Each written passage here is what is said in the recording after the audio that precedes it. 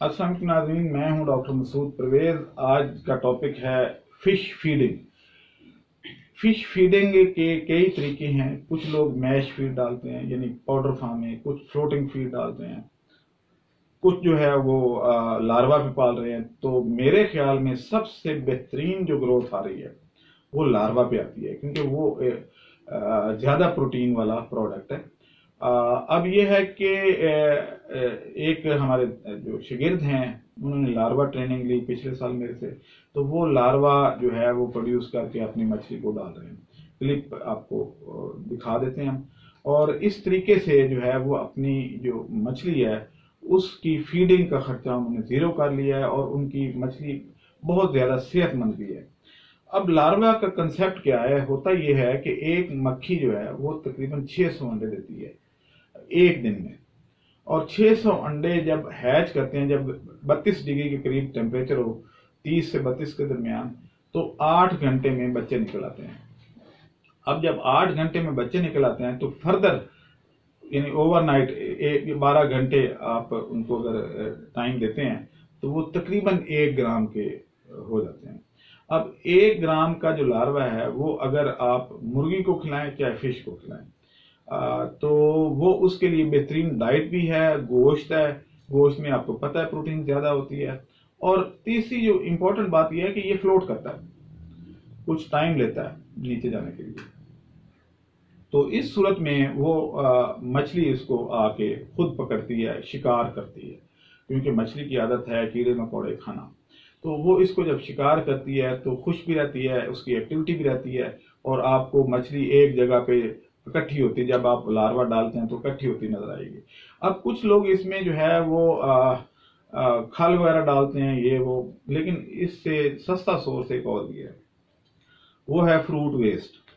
यानी आप गले सड़े फ्रूट लेके तो उनके ऊपर थोड़ा सा आप शीरा डालें, और एसेंस भी मिलते हैं यानी फ्लेवर्स, वो आप अगर आप डाल देते हैं तो इस तरीके से आपका जो है ये लार्वा बहुत ज्यादा प्रोड्यूस होता है। और इसका एक और तरीका भी है कि एक इसको अलहदा कैसे किया जाए। तो इसमें एक बॉक्स डिवेल्प किया जाता है जिसके जो कॉर्नर हैं वो इंक्लाइंड होते हैं, और क्योंकि लार्वा जो है ये ऊपर की तरफ ट्रेवल करता है, नीचे की तरफ नहीं जाता। यानी जहां से निकलेगा ये उसके किनारों से गुजर के तो नीचे गिर जाएगा। नीचे एक और आप ट्रे रखते हैं जिसके अंदर प्योर लार्वा होता है।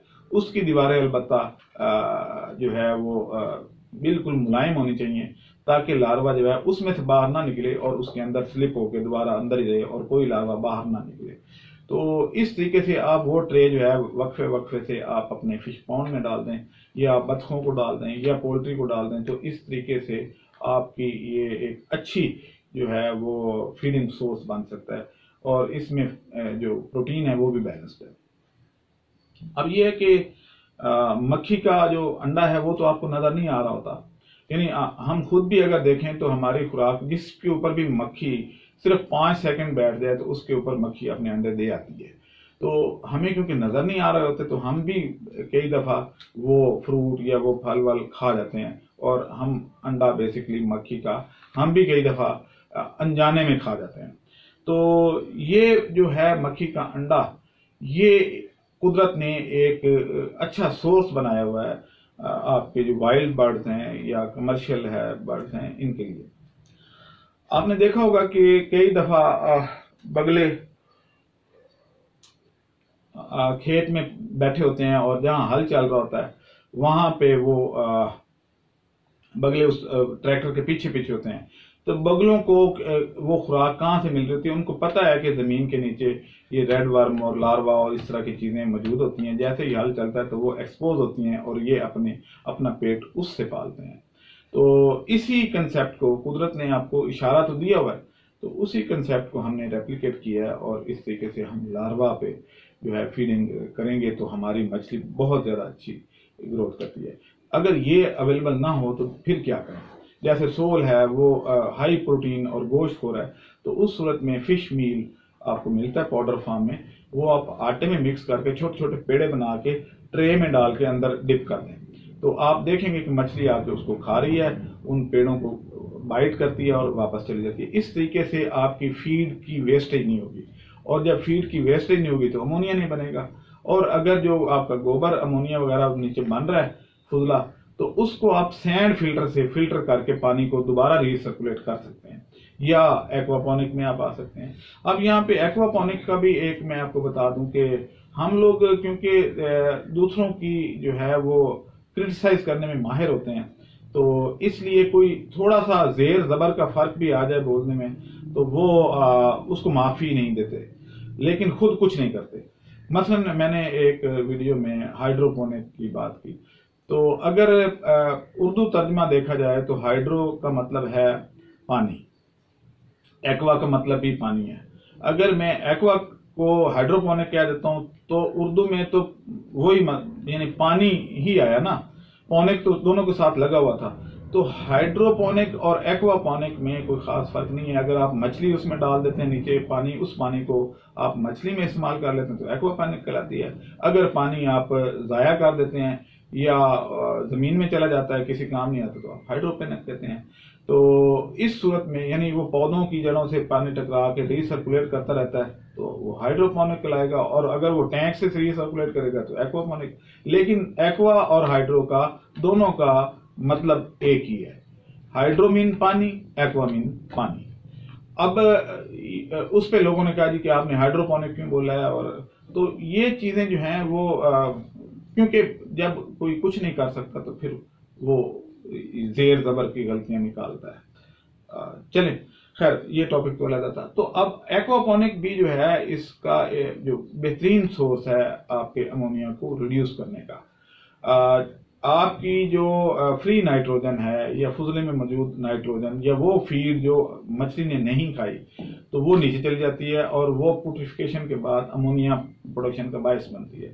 लेकिन जब वो उनकी जड़ों से होके आता है तो पौधे उस नाइट्रोजन को क्योंकि इस्तेमाल कर रहे होते हैं, वो उसमें से टेकअप कर लेते हैं वो नाइट्रोजन और वो अपनी प्रोटीन बना लेते हैं। और पानी में जो अमोनिया है या नाइट्रोजन है उसकी कंसंट्रेशन कम हो जाती है और वो पानी आप दोबारा बायोफ्लॉक टैंक में डाल देते हैं। तो इस तरीके से पानी की भी बचत हो जाती है और दो प्रोडक्ट आपके पास आ जाती हैं, एक आपके पास वो हाइड्रोपोनिक या एक्वापोनिक के पौधे और दूसरा ये आपका फिश। अब जब फुजला जो है वो फिल्टर हो जाता है तो आप उस फुजले को एज ए फर्टिलाइजर दूसरी जगहों को इस्तेमाल कर सकते हैं जहाँ पे आप एक्वापोनिक नहीं कर रहे और जमीन में जो लगे हुए पौधे हैं वहां पे फर्टिलाइजर के तौर पे इस्तेमाल होता है। अब ये है कि इस तरीके से आप सिर्फ आपका खर्चा के अब हमने अब डेवलपमेंट की क्या करके, मतलब सबसे पहले हमने ये किया कि हमने छोटी मोटरें लगाई, दो लगाई जो सोलर पे चल सकें, यानी बिजली का खर्चा कम हो गया बल्कि जीरो हो गया। एक तो ये डेवलपमेंट, क्योंकि सबसे ज्यादा खर्चा जो है इस बायोफ्लॉक में सबसे ज्यादा खर्चा आता है वापडा का, बिजली का, तो रिस्क भी सबसे ज्यादा बिजली का था, तो वो हमने बाईपास किया। तो ये एक बहुत बड़ी डेवलपमेंट थी। फिर हमने डिजाइन चेंज किया, तो दूसरी बड़ी डेवलपमेंट ये थी कि हमने बायोफ्लॉक टैंक का डिजाइन चेंज किया और इस तरीके से बेहतर इरेशन हो गई, यानी हवा खुद कांटेक्ट में आके तो बाहर निकल जाती है। अच्छा, तीसरी चीज जो है इसमें हमने फीडिंग जो शेड्यूल बनाया वो डिफरेंट किया, क्योंकि उसमें जब आप फीड एड लिबडन या बगैर मेजरमेंट के आप ऊपर डालते हैं अंदाजे से, तो आपको पता नहीं होता कि कितनी फीड उसने खाई, कितनी जाया हुई। तो जो हमने ट्रे में आपको वो पेड़े बना के या डॉ बना के आपने रखने हैं, तो इसमें फीड जाया होने का चांस नहीं है, क्योंकि डॉ जो है या पेड़ा वो आसानी से डिजोल्व में होता, कुछ टाइम लेता है और मछली आके उसको बाइट करती रहती है और जो फीड बचेगी वो उसी ट्रे में रहेगी। जब आप ट्रे ऊपर उठाएंगे तो आपको पता चल जाएगा कि सारी फीड खाई गई है या नहीं खाई गई, जो बच गई उतनी फीड अगले दिन कम डालें। तो ये एक अच्छा सिलसिला था। तो हम मुसलसल इस तरीके से रिसर्च करते रहते हैं तो और आपसे शेयर करते रहते हैं ताकि आप एक प्रॉफिटेबल बिजनेस में आ जाए। जब बिजली का खर्चा नहीं होगा, सिर्फ सीड का खर्चा होगा और टैंक का तो आपने एक दफा किया खर्चा, बाकी सीड का खर्चा यानी पूंगे का खर्चा या मछली के बच्चा आपने डाला और आप अगर लार्वा से फीडिंग कर रहे हैं तो आपका फीड का खर्चा खत्म हो गया। तो आप खुद देखेंगे बच्चा आपने डाला कितने का, 4-5 रुपए का, तो 4-5 रुपए वाला बच्चा आपको 8 माह के बाद अगर वो 300 रुपए किलो बिक जाता है तो आपको 290 रुपए तो वो दे रहा है। तो इससे ज़्यादा प्रॉफिटेबल बिजनेस और क्या होगा। और लॉकडाउन के दिनों में ख़ास तौर पे वो लोग जो ये करना चाहते हैं तो फ़ौरन कर लें, क्योंकि यही सीज़न है, इसी सीज़न में बच्चा डाल रहा होता है और नवंबर दिसंबर में रेट अच्छा मिल जाता है मछली का, लोग ज़्यादा खा रहे होते हैं, तो उस वक्त आपको एक अच्छी इनकम जनरेट हो जाएगी। और कोरोना की वजह से जिन लोगों का बिजनेस इफेक्ट हुआ है वो इस तरफ आके तो ये काम कर सकते हैं। अब मुझे इजाज़त दें, इंशाल्लाह अगली वीडियो के साथ दोबारा हाजिर होऊंगा। अल्लाह हाफिज़। हमारे चैनल को सब्सक्राइब करें और साथ में बेल आइकन को भी दबा दें ताकि हमारी हर नई आने वाली वीडियो आप तक बआसानी पहुंच सके।